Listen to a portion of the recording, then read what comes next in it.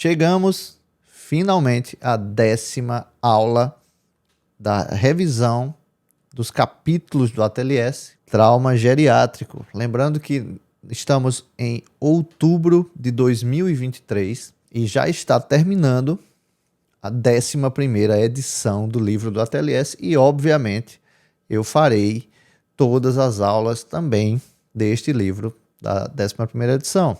Fazendo aquela apresentação básica inicial, meu nome é Franklin, eu sou cirurgião geral, cirurgião vascular, Franklin Andrade, sou instrutor do ATLS há mais de 10 anos, então eu passei pela 6ª, 7ª, até a 10ª edição.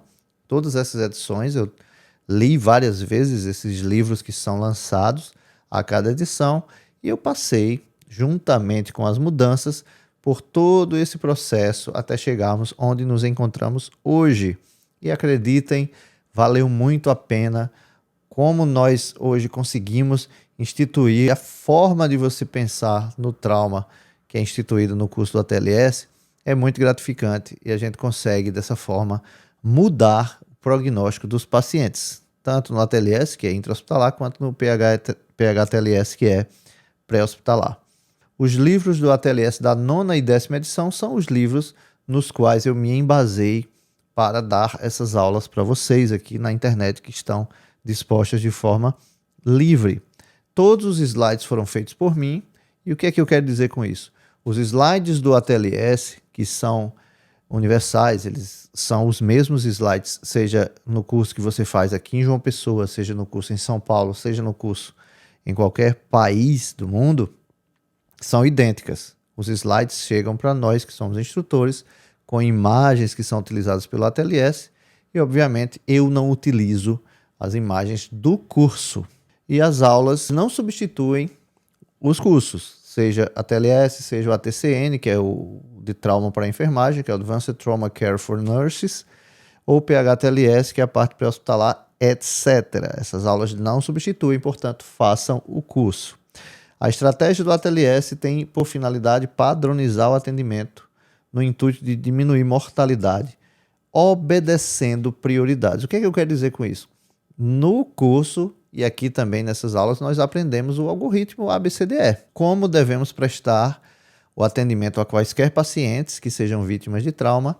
Entretanto, mesmo que nós sigamos o que devemos seguir, que é o A, via aérea, controle da coluna cervical, B, de respiração, breath, C, de circulação, e controle da hemorragia, D, de disability, que é o exame neurológico, escala de Glasgow e resposta pupilar, e o E, que é de exposição e controle da hipotermia, tudo isso acontece de forma simultânea.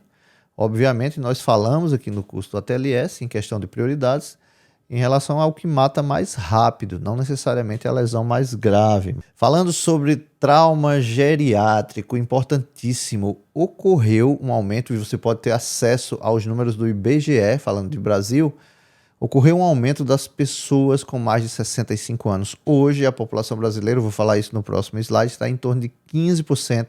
A previsão em relação à população mundial é que em 2050 nós tenhamos 20% ou mais da população mundial acima de 65 anos. Eu trabalho com idosos já há um bom tempo, que eu sou cirurgião vascular também, e grande parte da minha clientela é de idosos. Acredite, grande parte dos profissionais de saúde, eu não estou falando de médicos, eu estou falando de profissionais de saúde, médicos, enfermeiros, fisioterapeutas, farmacêuticos, etc., não tem familiaridade com pacientes idosos. Em 2050, conforme já falei, os idosos serão 20% da população mundial e isso totalizará 2,5 bilhões de pessoas. É muita gente e se você não se preparar para atender esses pacientes, você vai fazer coisas erradas. Você vai mudar de forma ruim o prognóstico desses pacientes. E a gente sabe que essa população tem uma tendência a ter uma mortalidade aumentada. Então, pelo censo do IBGE, a população idosa em 2012 era de 11,3% e a população idosa em 2022, que foi feito o censo no ano passado, nós estamos em 2023, foi de 15,1%. Então, aumentou. Houve um aumento na população idosa, ou seja, acima de 65 anos. E além disso, você teve uma diminuição da natalidade. Estão nascendo menos pessoas, consequentemente você vai ter uma menor população de jovens e a quantidade de idosos tem aumentado por diversos motivos. Não é o objetivo da aula falar sobre isso, mas questões de melhoria na saúde, na higiene, etc.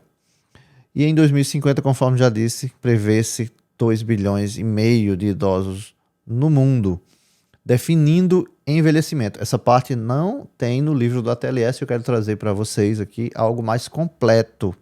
O que é o envelhecimento? O envelhecimento está associado, segundo a Sociedade Brasileira de Geriatria e Gerontologia, o envelhecimento está associado às mudanças nos processos biológicos, fisiológicos, ambientais, psicológicos, comportamentais e sociais do ser humano. Veja a complexidade na definição da Sociedade Brasileira de Geriatria e Gerontologia, isso em 2023. Eu tive acesso ao site deles e busquei essa definição. E aqui eu quero trazer para vocês a definição desse livro, Geriatria Prática Clínica. O que é a síndrome geriátrica? As síndromes geriátricas são condições de saúde que são comuns em idosos que não se encaixam em categorias de doenças órgão específicas. Até então, nós tínhamos a tendência de pensar em doenças localizadas. Neste caso, nos idosos, a associação de doenças é muito frequente. Você deve pensar de forma ampla. Essas categorias de doenças órgão específicas, que não se encaixam, né, nas condições de saúde, frequentemente têm causas multifatoriais. Portanto, desista daquela possibilidade de pensar no idoso como um adulto mais velho. O idoso não é o adulto mais velho, conforme eu vou falar em slides subsequentes. Quais mudanças acontecem com o avançar da idade? Vamos falar de algumas. Mudanças que acontecem com a idade. A massa encefálica diminui.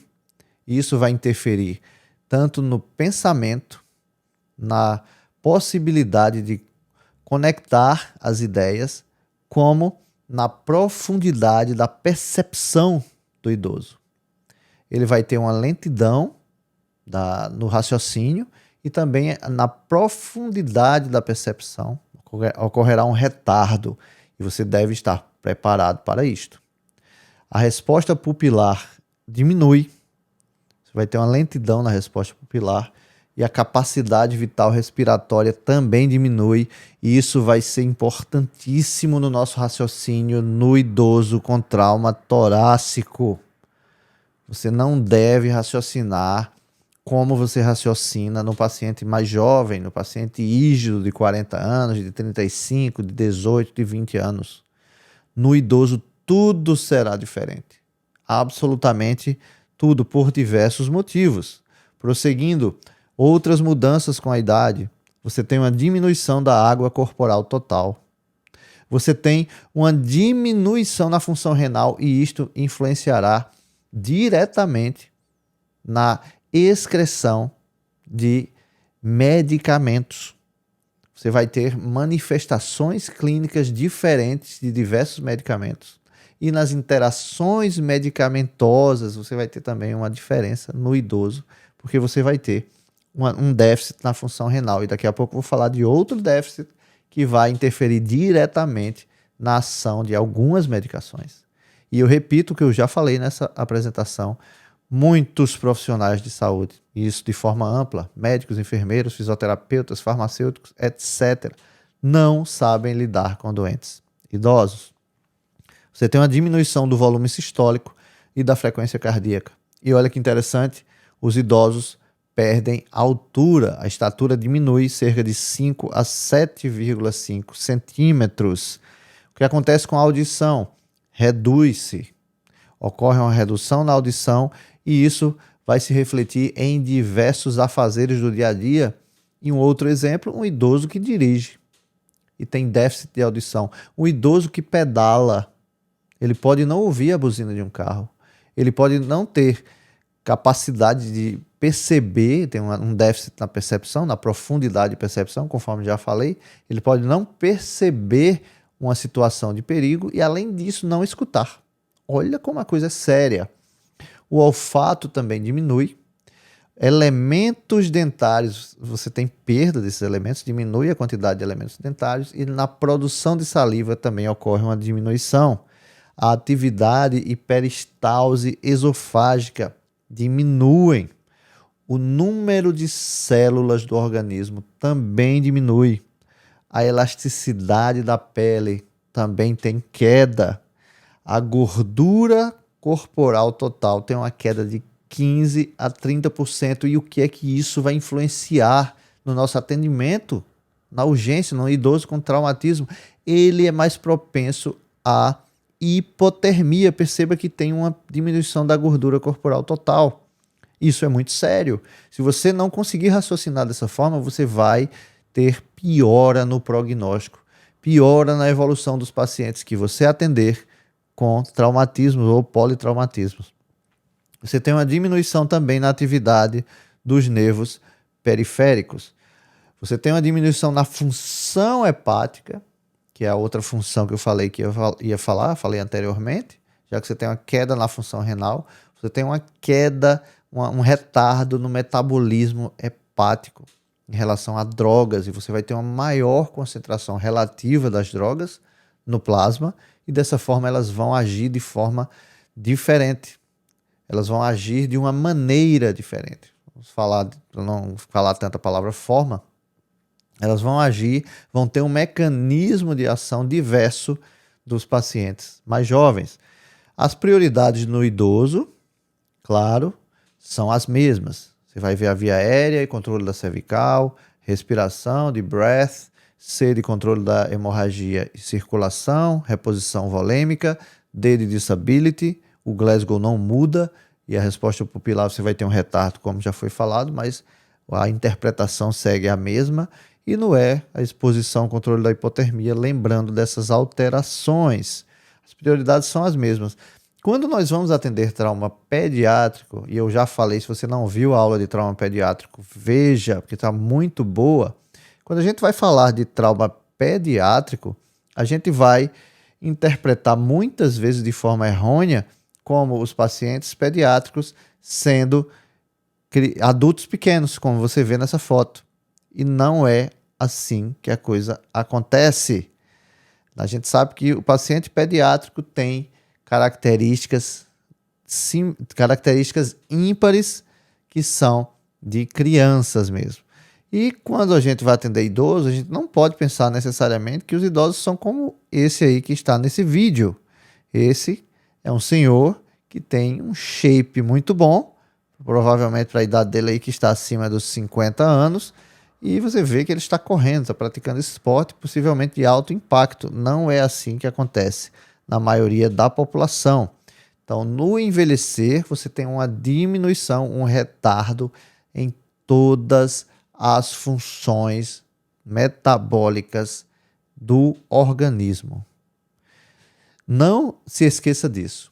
Você tem um retardo na resposta imunológica, você tem um retardo na cicatrização, você tem uma redução da maioria das funções dos órgãos dos pacientes idosos. Ter esse raciocínio é importantíssimo para você priorizar. Não imagine que o idoso vai reagir conforme o jovem reage. Os idosos não reagem como os adultos sem comorbidades. Os idosos, por padrão, terão comorbidades e, além disso, as alterações que eu falei antes nessa apresentação serão determinantes, serão cruciais para a resposta do idoso a determinados traumas, e você tem que ter essa mentalidade. Não se esqueça que mesmo entre os idosos existirá uma grande heterogeneidade. Haverá os idosos que vão responder de melhor forma à sua reanimação, à sua hidratação, a sua manutenção da volemia, ao seu atendimento, e haverá idosos de mesma idade cronológica que vão agir de outra forma. As comorbidades são a regra e cada um vai reagir de forma pessoal. Você vai ter que fazer o atendimento de forma customizada. Cada idoso, contando com as nuances da idade, terá uma resposta diferente. Para continuar nossa aula, eu gostaria que você visse um aviso que eu tenho para você. Olá, meu nome é Franklin Andrade, eu sou médico, cirurgião geral e cirurgião vascular. Você que é estudante de medicina ou de enfermagem, você que é profissional atuante nessas áreas, tem um recado importantíssimo. Durante toda a vida universitária, durante sua faculdade, você teve acesso a esses assuntos na disciplina ou módulo que chamaram angiologia ou cirurgia vascular. Durante mais de 10 anos, dando aulas a milhares de alunos, eu desenvolvi uma metodologia própria que vai fazer com que você tenha mais segurança na abordagem dos pacientes com possíveis doenças vasculares. Esta metodologia foi transformada no curso Angiologia Fácil, um guia para o profissional da saúde. Tenha acesso a uma aula gratuita na descrição deste vídeo. Nesta aula, você vai aprender diferenças entre doenças arteriais e doenças venosas. Aguardo você lá. Este curso, Angiologia Fácil, um guia para o profissional da saúde, foi feito pensando em você, que é médico não especialista em angiologia, ou você, estudante de medicina, que vai passar por todo o curso de medicina e não vão ensinar você como atender um paciente com possível doença vascular. Você não tem o que perder. Dá uma olhada no link que vai estar fixado aqui como primeiro comentário. Você tem 7 dias de teste e o preço está muito bom. Houve um grande investimento de tempo e de dinheiro para que o curso saísse da melhor forma. Tenho lá 50 casos comentados para você aprender como lidar com pacientes com possíveis doenças vasculares. Prosseguindo no trauma geriátrico, as estatísticas. Qual o principal motivo que leva o paciente geriátrico ao atendimento num centro de trauma? Disparadamente, queda. Os pacientes idosos caem muito. Você vai ter também como causas de traumas o álcool, o uso de álcool, as queimaduras, o atropelamento, e você também vai ter colisões, ou seja, idosos dirigindo veículos ou pilotando motos ou andando de bicicleta. E isso também acontece com frequência. Mas, em primeiro lugar, o atendimento mais frequente no idoso é, sem dúvida alguma, por quedas. Então, como eu devo proceder se o paciente idoso chega para mim vítima de uma queda? Se você conseguir determinar como isso aconteceu, vai ser importantíssimo para que você, após fazer o seu atendimento, após fazer o seu ABCDE do trauma, consiga raciocinar no que pode ter ocorrido e que levou esse paciente a cair. Um exemplo disso, o paciente pode ter infartado e caído. O paciente pode ter tido um AVC e, após isso, sofreu uma queda. Ou o paciente pode ter caído e, a partir disso, ficou nervoso ou teve um ataque cardíaco e tinha uma lesão crítica da coronária e infartou. Ou teve um AVC. Perceba que é diferente o paciente idoso ter um infarto ou ter um AVC e cair, de cair, ter um infarto, ter um AVC. Vai mudar não o seu atendimento, mas o seu raciocínio e a sua forma de abordagem após o ABCDE. O trauma geriátrico, você tem que ter em mente que o paciente tem mudanças na anatomia e na fisiologia, eu já falei sobre isso. As comorbidades são a regra. Você vai ter idosos com múltiplos acometimentos de diversos sistemas. Você vai ter idosos usando muitas medicações. Há idosos que tomam mais de 10 medicações. É o que em geriatria se chama polifarmácia. E grande parte dos profissionais de saúde não está preparada para atender esses pacientes, para compreender as interações medicamentosas com os remédios que ele já faz uso e com os medicamentos que você vai fazer uso durante seu atendimento.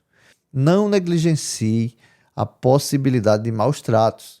Existem maus tratos na parte física, mas existem maus tratos de diversas formas. Na parte psicológica também, por exemplo, você pode ter pessoas cometendo violência psicológica.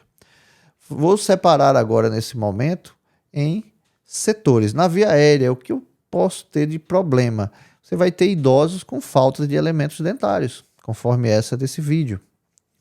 Você vai ter idosos com microstomia, ou seja, uma boca pequena.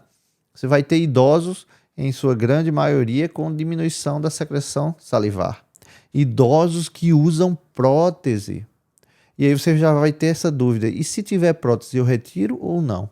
Se a prótese estiver muito fixa e muito bem localizada, a recomendação é que você mantenha essa prótese no local, porque ela vai manter o arcabouço dos lábios e das estruturas das partes moles.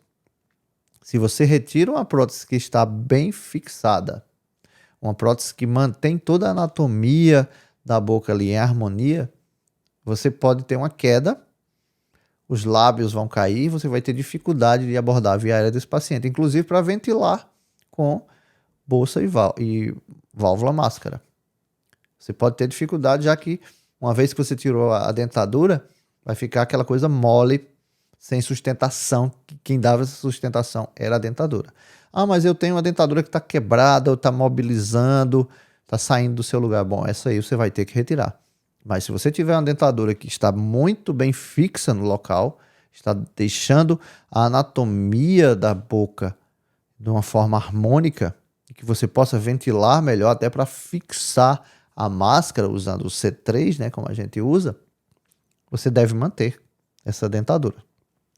Você vai ter fragilidade na mucosa, você vai ter uma artrite cervical, dificuldade de estender um pouco a região cervical. Você deve sempre tomar cuidado com a parte cervical, ok? Mas você vai ter dificuldade de mobilidade cervical, porque você tem artrite cervical, você tem artrose nessa região, rigidez das articulações. E isso pode dificultar o manejo da via aérea. As prioridades são as mesmas, A, B, C, D, E. Você deve sempre lembrar dessas alterações. No B, tórax e a respiração, lembre-se de oxigênio terapia complementar para todos os pacientes. Franklin é um paciente que tem DPOC, então um paciente que retém muito CO2. A recomendação, você que está prestando o atendimento inicial deve administrar O2 a 100%. Ah, mas depois você vai ver isso. O atendimento inicial é feito com o ABCDE do trauma e O2 a 100% quando você vai dar oxigênio suplementar. E quais pacientes devem ter ofertado O2 suplementar? Todos os pacientes vítimas de trauma. Você deve inicialmente ofertar O2 suplementar a 100%. Então, lembrar dessa possibilidade e lembre-se de uma coisa muito, muito, muito importante. Os idosos não tolerarão traumas torácicos com fratura, com dor torácica que os impossibilite de respirar normalmente. Eles não suportam tanto quanto o paciente adulto, o paciente não idoso, o paciente jovem. Não se esqueça desse detalhe. Ah, tem um idoso ali com uma fratura, eu vou fazer uma dipirona. Você vai fazer uma dipirona e não vai melhorar a dor desse idoso. Ele vai dessaturar e provavelmente você vai precisar lançar mão de uma via aérea definitiva, quando em outrora talvez não fosse necessário naquele determinado caso que você está atendendo. Portanto, cuidado no B. Lembre-se que as lesões torácicas são mal toleradas. Haja rápido no idoso. Identificou, trate. Isso a gente já faz no ATLS. No idoso, tenha sempre a luz amarela acesa. Cuidado com esses detalhes. Na compensação hemodinâmica, no C, no controle da hemorragia e na hidratação do paciente, na reposição de volume, cuidado com a administração desse volume. Ah, vou fazer 1000 ml aberto, depende. Às vezes o idoso não suporta. Às vezes o idoso tem uma insuficiência cardíaca com redução da fração de ejeção menor de 30%, menor do que 30%. Às vezes o idoso infartou, ele infartou, caiu e veio para você. Monitorize esses idosos. Você não vai se arrepender de monitorizá-los e de ter um alto índice de suspeita, uma alta suspeição. Você vai encontrar muito mais lesões e muito mais condições clínicas que você precisa repensar a sua conduta. Os idosos tomam medicações anticoagulantes, como por exemplo a varfarina, a rivaroxabana, a apixabana.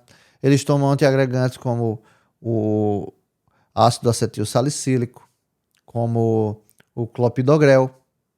Eles tomam beta-bloqueadores como o atenolol, e que dessa forma vão manter a frequência cardíaca. Eles não vão responder perda volêmica com taquicardia conforme o jovem responde.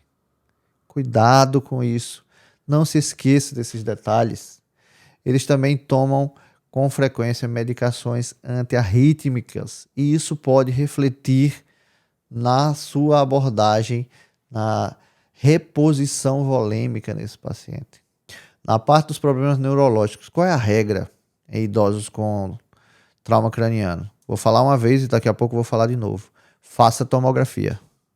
Criança, faça tomografia. Idoso, faça tomografia.